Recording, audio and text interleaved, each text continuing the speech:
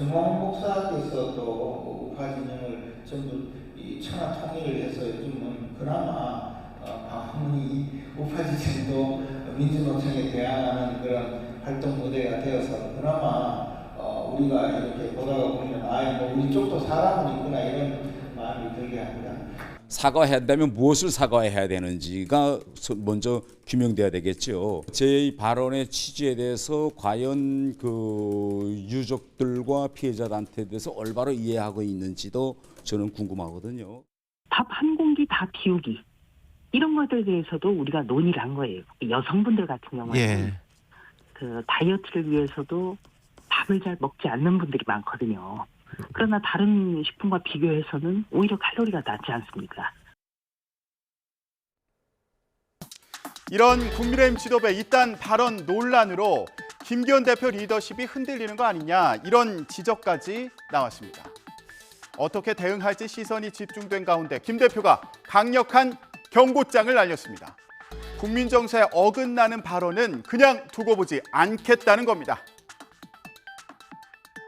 하지만 최근 불미스러운 잡음으로 인해 우리 당의 개혁 의지가 퇴색되고 있는 것 같아 당 대표로서 국민과 당원들께 송구스럽고 매우 무거운 책임감을 느낍니다. 더 이상 이런 일이 반복되어서는 안 됩니다. 내년 총선을 이기기 위해 모든 힘을 쏟아도 쉽지 않은 여건입니다. 당 대표로서 엄중히 경고합니다.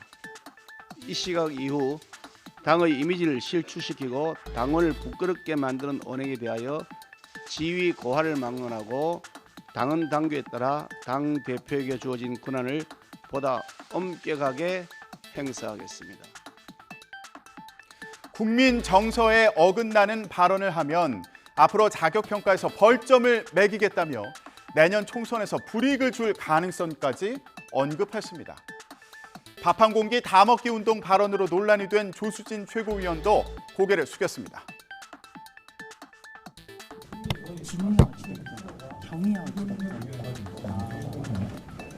어려움을 가중시킨 것 이렇게 되면서 굉장히 무거운 책임감을 느끼고 있고 또 국민과 당원께 송구함을 합니다. 다만 한 가지 부탁드릴 것은 그 발언의 맥락 그리고 하고자 했던 것이 왜곡되지 않기를 바랍니다. 이제 곧 취임 한 달을 맞이하는 김기현 대표 체제가 잇따른 논란을 어떻게 헤쳐나갈지 시험대에 올랐다는 평가인데요. 자, 이런 가운데 국민의힘은 오늘 새로운 원내 사령탑을 선출합니다. 아무리 큰 조직도 분열하면 패망한다. 오늘 임기를 마치는 주호영 원내대표는 새로 구성될 원내 지도부를 향해서 당내 화합과 소통을 통해 내년 총선에서 승리할 것을 당부했습니다. 새 원내 지도부도 편가르기 하지 말고 화합하고 소통하는 일을 가장 최우선에 두고 해주셨으면 좋겠고 야당의 어떤 행태에도 다투는 일에 집중하지 말고 민생을 챙기고 국정을 살피는 일을 최우선으로. 주 원내대표는 여기에 더해 내년 총선 승리를 이루어달라고 당부했습니다. 국민의힘 원내대표 선거는 수도권 4선 김학용 의원과 또 TK 3선의 윤재옥 의원 2파전으로 치러지는데요. 누가 집권 여당의 새 원내대표가 돼 야당과 협치를 이룰지 주목됩니다. 자, 이런 가운데 여야가 공감대를 이룬 정책에 있어서 눈길을 끌었습니다.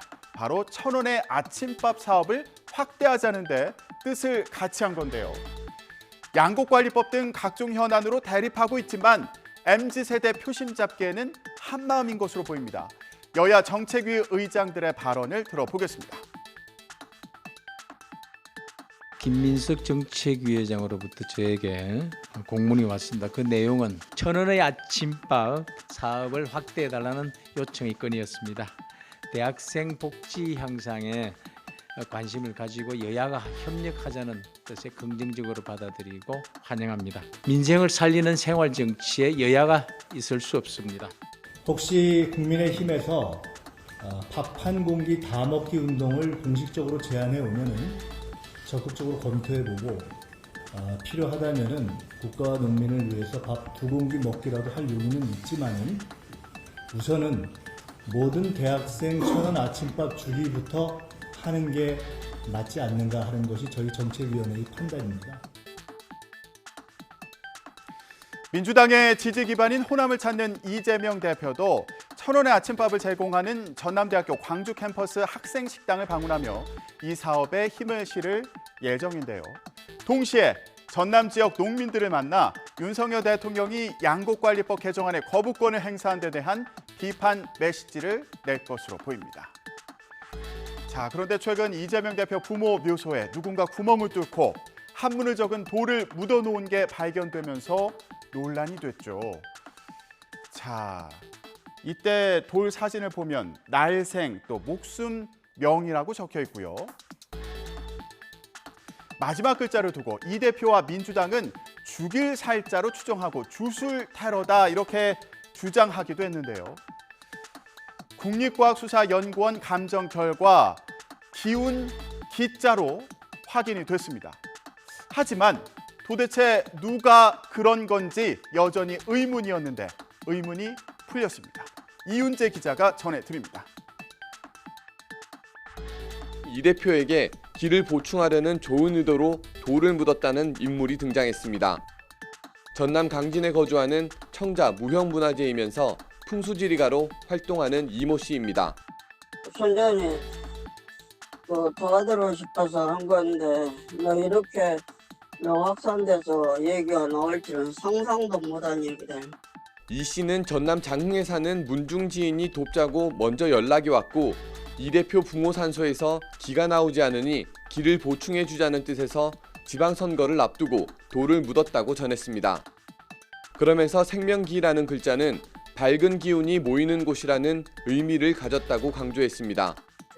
글자 나온 대로예요. 그 써진 그대로 뜻이에요. 평소에 내가 상표 등록을 받은 거거든요.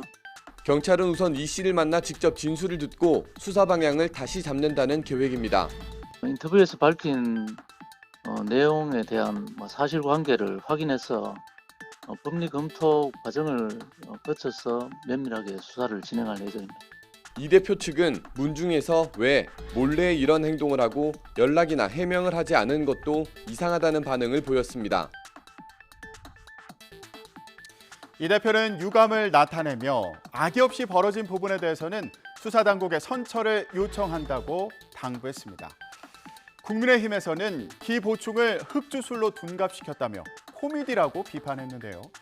오늘 이 대표가 이번 일과 관련한 추가 입장을 밝힐지 관심입니다.